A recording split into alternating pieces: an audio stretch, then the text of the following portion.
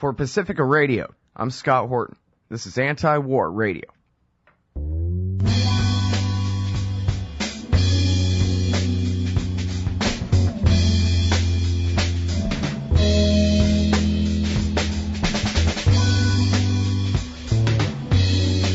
Tonight's guest is Dr. Stephen Zunes.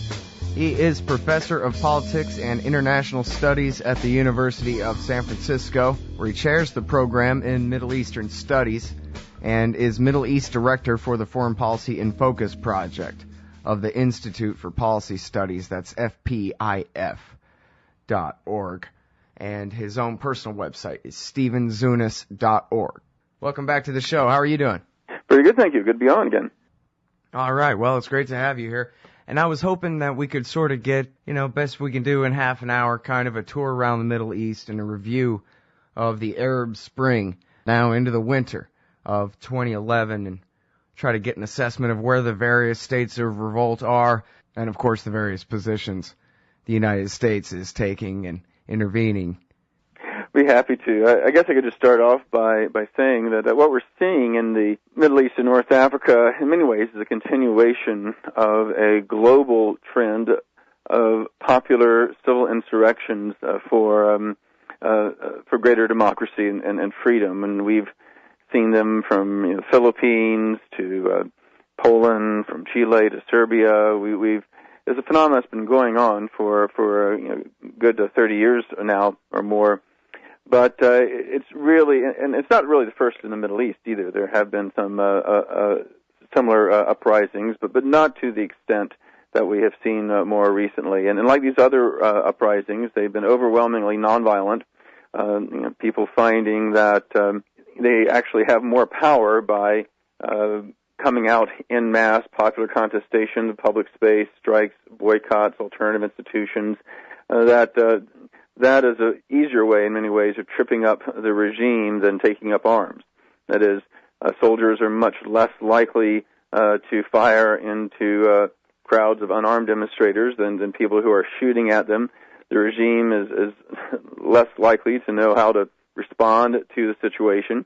You can find a lot more people become involved, a higher percentage of the population, not just able-bodied young men, as you often see in armed struggles, but young and old, male and female, Christian, Muslim, secular. I mean, it's been an amazing turnout in terms of the sheer numbers, the millions of people we saw in Egypt, for example. Mm-hmm. And well, it seemed like when Ben Ali fled Tunisia, like on every channel and every paper, you could just see this giant light bulb went off over Egypt, where they all said, "You can do that? Really? You can just go outside and get rid of them? Let's do it." Boom, and there they went. Yeah, well, actually, interestingly, in Egypt, they had been planning just this kind of thing for years. Groups like the Kafaya, April 6th movement, and others had been, talking quite openly about this kind of popular mobilization. Most people, including myself, in fact, who had been examining it, did think it would more likely happen later, maybe when Mubarak tried to pass the mantle to his ne'er-do-well son Gamal. But so it happened a lot earlier than many people expected. But in fact, there are a number of people, myself included, who actually predicted the Egyptian revolution even before Tunisia happened, because their civil society had been growing there quite a bit. There had been a dramatic escalation of strikes by trade unions. There was and there had been a lot of smaller protests, which had been usually broken up pretty brutally. But there were stirrings. I mean, often we don't see these things until you have hundreds of thousands of people in the streets and all the media is there and that kind of thing. But as in any kind of popular struggle, it's often the culmination of years of mobilization. Right. Well, there are people, and a lot of truths depend on your own point of view kind of thing, but some are very suspicious of the entire Arab Spring, or at least in big pieces, that really it's all a CIA plot. They're going to try to get you coming and going, and here Hosni Mubarak's getting old anyway. So groups like the National Endowment for Democracy come in and like a pseudo-legit CIA front and funnel a bunch of money to young twittering revolutionaries who go in there to try to at least get out in front of whatever big change is coming. Mm-hmm. And it sounds like what you're talking about is foreign intervention in Egypt. How much of the revolution was due to that foreign intervention, do you think? Very, very little. I mean, the people have been planning and organizing this for years. Most of the NED money went to these more establishment kind of top-down NGOs. They did some training and election monitoring, that kind of thing. But the grassroots folks, the people who really did organize this, they did not accept, they weren't offered NED money, and if they were offered, they would have probably turned it down on principle. These are primarily leftists in the core groups that were organizing this, that were very, very suspicious of U.S. imperialism and the like. Some of these movements actually originally grew out of the student movements opposing the U.S. invasion of Iraq, and so they did not, so nothing to do with a U.S. intervention. The United States was sticking with Mubarak. Compare the maybe tens of thousands of dollars of this NED money compared to the $1.5 billion the United States gave to the Egyptian government. Yeah. Hillary Clinton. Hillary Clinton urged restraint on both sides the whole time and tried. The Obama team obviously were trying to back Mubarak up until the very last minute when they absolutely couldn't keep him. And then they said right on the front page of the New York Times, but we really want to have our second runner-up be the former head of the torture secret police, Omar Suleiman. And that didn't seem like sophisticated propaganda covering the fact that they were behind the revolution. That seemed more like... They were caught totally off guard by this. Yeah, exactly. And then, what do you think of this? Because here's my theory, Stephen Zunes. I think that the reason they intervened in Libya, paramount over any of the others, I think it was mostly about trying to disrupt the narrative that, hey, look, every dictatorship in the Middle East is backed by the United States, and this whole thing really is an anti-American revolution against these dictators. And they wanted to, at the very least, confuse the narrative that, no, here's America, it's on the side of the revolutionaries. Look at us helping the poor downtrodden masses of Libya against their evil dictator, when he was the most expendable of all their friendly dictators in the region for obvious reasons. He was just back in from the cold, he'd given up his centrifuges, etc. Yeah, I really do think that one of the great things about the Arab Spring up until that time was that it was indigenous, that it was largely nonviolent, that it was not something that foreign forces intervene with, and again, Gaddafi was clearly the weakest of these dictators. He'd alienated just about everybody in society, and while the original protest before they went violent, before the intervention by the West was, I think, as sincere and genuine as these others, it was quickly eclipsed by these elites that were backed by NATO, and when going well beyond the mandate of the United Nations to protect civilian lives through a no-fly zone, they essentially became the Air Force of the rebel groups. And it's really interesting to see what has happened in Libya since that time. That you have these armed groups that are fighting each other over who controls the spoils. They were fighting over the control of the airport, the international airport in Tripoli.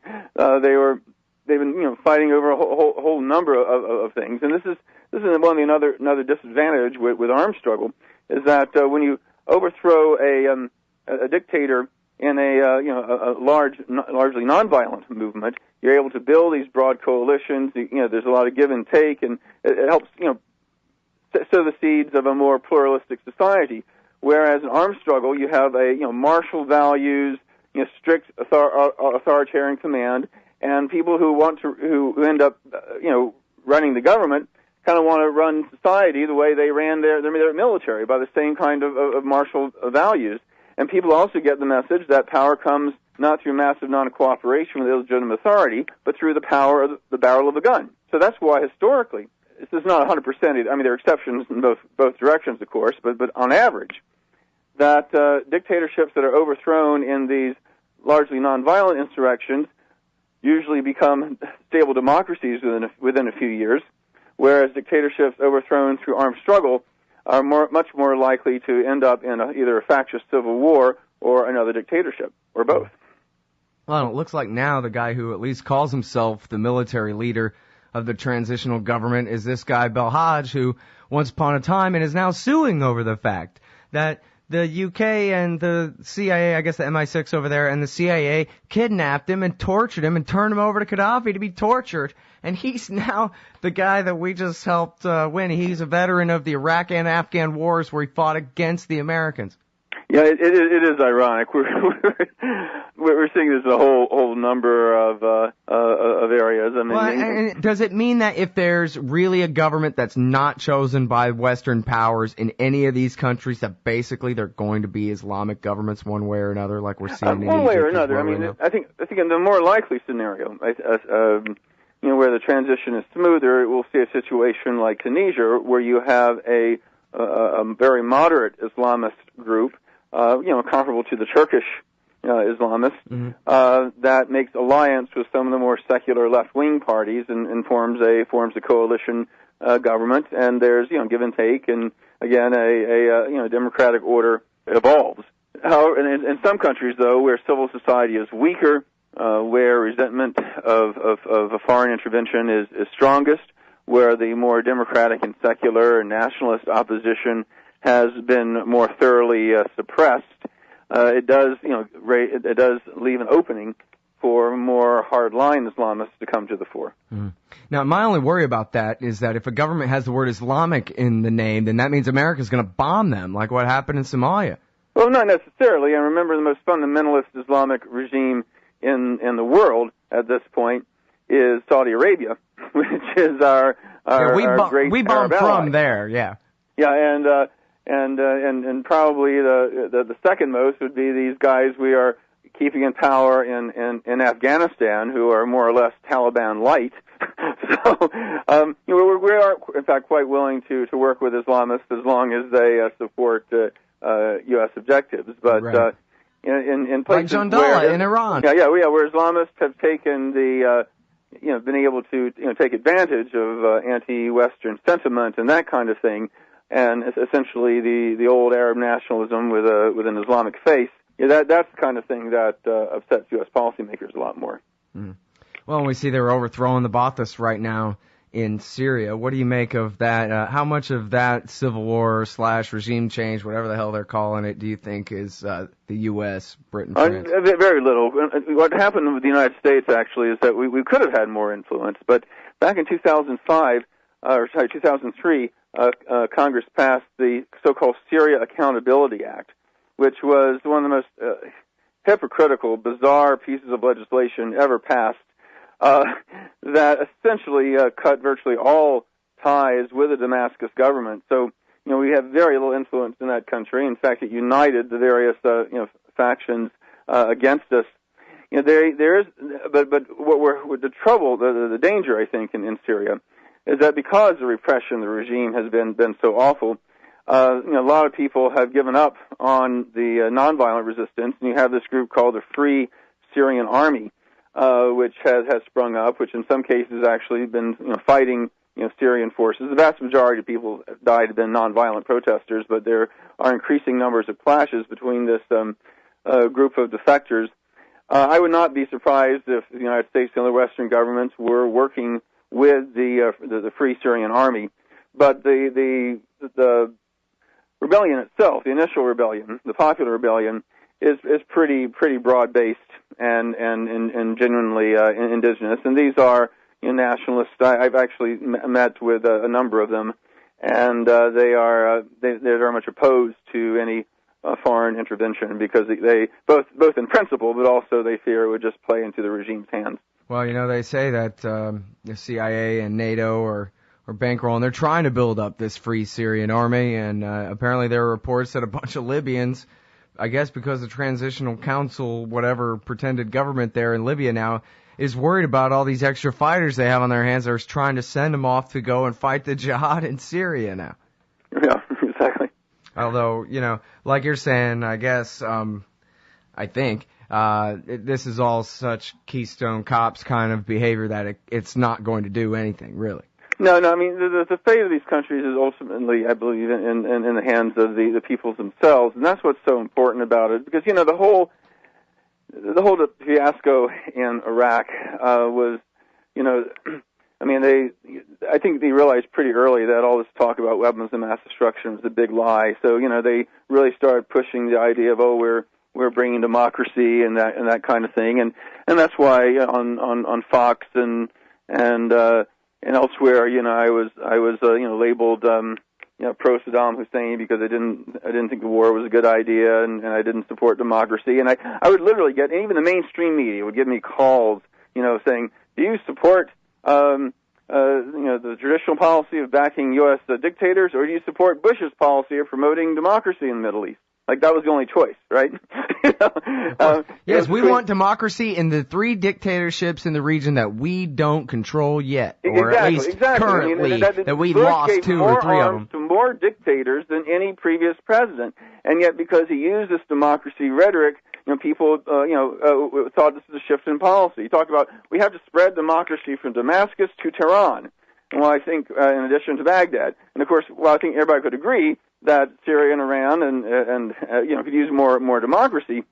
He didn't talk about spreading democracy to Tunis, to Cairo, or to Riyadh, or Manama, or Rabat, or any of these other, U.S.-backed dictatorships. It's Anti-War Radio. I'm Scott Horton. I'm talking with Stephen Zunes from Foreign Policy in Focus. And did you see the Daily Show where Jon Stewart says to Condoleezza Rice, geez, I guess you guys in your democracy agenda deserve all this credit. And I thought, he doesn't really know why he's right. The reason he's right is because 10 years of American war over there in that region, outright, troops on the ground, war over there, has radicalized the people. Not necessarily toward radical Islam or whatever, but it's radicalized them against their local puppets of us. And also, they had to debase our currency to pay for the war, and then all the other countries have to debase their currencies to keep up, or else it'll throw them into trade imbalance or whatever. And so now people can't afford to feed their families. They were already living on $1 a day. Now their dollar's only worth 50 cents, and so they're out in the street. And so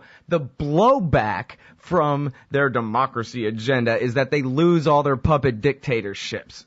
I mean, it's amazing. I mean, Bush did for democracy in the Middle East what Stalin did for socialism in Eastern Europe. You have this great idealistic concept, but used as an excuse for domination and oppression and militarization, et cetera, et cetera. I mean, Bush set back the cause of democracy in the region because you could have all these dictators, including quite hypocritically dictators that are backed by the U.S., would then label the pro-democracy forces in their country as supporting U.S. imperialism in the region. So it played right into the hands of dictators, of all stripes, by making support for democracy, which I believe is a universal desire, into something that was somehow a foreign creation. And so but again, the exciting thing about the Arab Spring is that the outcome of them, it may not be ideal in the eyes of Washington. It may not be ideal for people like me who identify with the Democratic left. But I don't. But at least the people of the Middle East are taking charge of their own destinies, through this massive popular mobilization. And I think that's really the most significant thing we have seen of this past year, that people are no longer there's a stereotype we have in the Middle East that they're on the one hand either robotic supporters of dictators or hapless victims or whatever on one extreme, or crazed terrorists on the other. That they, just like the people of Poland and Czechoslovakia and the Philippines and in Chile and elsewhere, decided to take their future in their own hands, and that is what's really exciting about it. And though yes, any kind of transition is going to be messy, especially when you have foreign powers trying to take advantage of it one way or the other. But I see this, despite the setbacks, despite all the craziness, that this has been a very positive development. Yeah. Well, I agree. I think, all the hyperbole about well, everything is going to be great now or whatever. No one ever really said that. What was so impressive was the realization all at once. Everybody from Morocco to the Philippines, as you said, watching satellite TV. Hey, we can go outside and get rid of our dictators. Just happened there, and it just happened there, and maybe here ought to be next. Which brings me to my last question, which is, can you tell us anything about Morocco and Algeria? How bad those dictatorships are, how big the protest movements are, how much support America gives their dictatorships, and then, of course, Yemen and Bahrain are two of the most important stories of the Arab Spring, and we only have 7 minutes for all these things, so I don't know if you just want to... Well, briefly, Yemen, apparently Salah is out of there, though a lot of his henchmen and are still in power. The movement is kind of stalled at the moment, but it has, at its peak, it was one of the most impressive in terms of how widespread it was. Unlike these other countries where people had very little access to firearms, there's about, Yemen's like the most heavily armed society in the world, like 3 guns per person or whatever. But even there, you had these tribesmen coming in with their rifles and their Pancho Villa-style bandolieros, coming out and then throwing them on the ground and chanting peaceful, peaceful, and then joining the nonviolent demonstrations. Yemen, as crazy and factious a society, really came together in challenging this U.S.-backed dictatorship, and some kind of transition is in place now. No idea where it's going to end up. Bahrain is one of the great tragedies because Bahrain had one of the largest mobilized working class that were into a democratic transition, strong civil society, brutally suppressed by the U.S.-backed dictatorship there. They brought in troops from Saudi Arabia, United Arab Emirates, and other U.S.-backed dictatorships to crush this overwhelmingly nonviolent movement. The regime, with support from some people in the Obama administration, falsely claimed it was an Iranian-backed Shiite fundamentalist uprising, which it most certainly was not. The vast majority of the people happen to be Shias because the majority of the people on the island are Shias, but it was by no means an Iranian plot. It was included Sunnis and others in the movement as well. That's been suppressed for now, but I think we'll be hearing more from them later. In terms of Morocco and Algeria, those regimes, while authoritarian, have been more skillful, I think, than some of the others in terms of allowing for some genuine reform, some opening up, enough to appease the pro-democracy forces to some degree. Morocco has had to battle a nonviolent uprising in the occupied Western Sahara, which is a country that's recognized as an independent sovereign state by over 80 nations. They're a full member of the African Union, but they've been under Moroccan military occupation for 35 years now.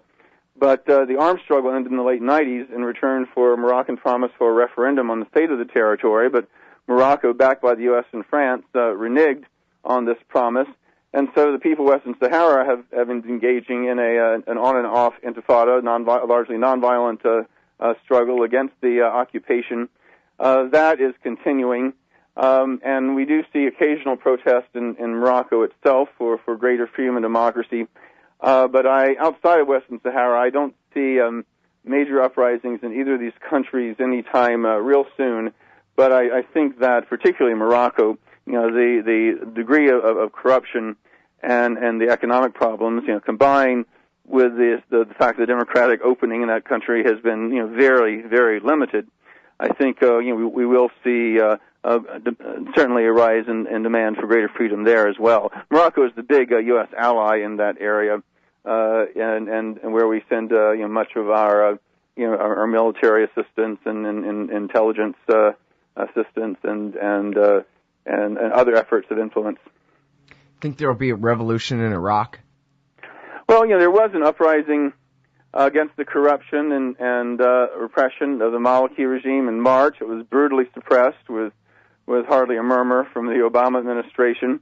The combination of Saddam Hussein's totalitarianism and the U.S. occupation and the sectarian violence we spawned there has made it very difficult for a more secular civil society movement to emerge. But that really is the only hope for the country, is that if they can get away from above these divide and rule tactics that have been imposed upon them. And we have seen, but unfortunately, because of U.S. policy, we've seen a great drain of the secular middle class. That literally, millions of people have fled the country.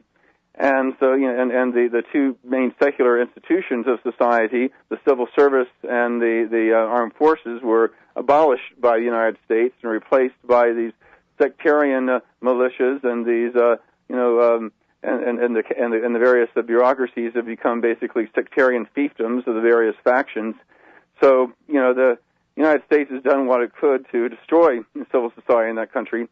So Iraq's going to be a hard one to emerge to have a genuinely democratic transformation there, I think, for some time. Yeah, well, we better invade them again to give them democracy. They didn't quite get it right. Here we all chanted for some reason because TV said the surge worked a million times, but that still didn't make it work, I guess.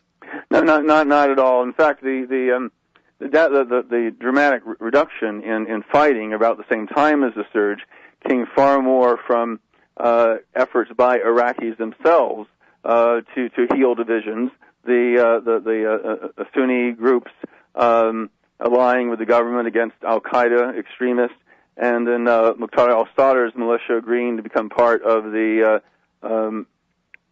government as well. Mm-hmm. And those were, those took place completely separate from the surge. So the very idea that the surge somehow reduced the fighting there seems to be contrary to the evidence. Yeah. Well, and the whole irony too is the whole thing got started just as the Sunni-based insurgency was crying uncle because they basically lost Baghdad and they could only fight so many enemies at once. So, like you said, they decided to switch sides and fight against the Al-Qaeda kooks that had been their allies for the last couple of years. And so there's no one left to fight against except Muqtada al-Sadr, who is a major part. He was at least 1/3. Now he's probably more like 2/3 of the Iraqi National Alliance, which is the government of the country that we were fighting for the whole time. Yeah, it is. The whole thing is full of ironies, and I think it just again underscores the idiocy of believing that the United States can somehow bring democracy and stability to that part of the world. The best thing the United States can do is just to get the hell out of the way, stop propping up these dictators, stop sending our troops over there, and let the people of those societies on their own, in their own way, bring the society to a more democratic and just and pluralistic place where they can choose their own governments and not something that's chosen by the military or outsiders or anything else, but where people really have control of their own destiny. And we've seen glimpses of how that might happen. And we just need to encourage that and help it move forward, and basically just get the hell out of the way. Hey everybody, that's the great Stephen Zunes. He's from Foreign Policy in Focus at the Institute for Policy Studies. That's FPIF.org. Thanks very much for your time. My pleasure. And that's Anti-War Radio for this evening. Thanks very much for listening. All the archives of my foreign policy interviews are at antiwar.com/radio.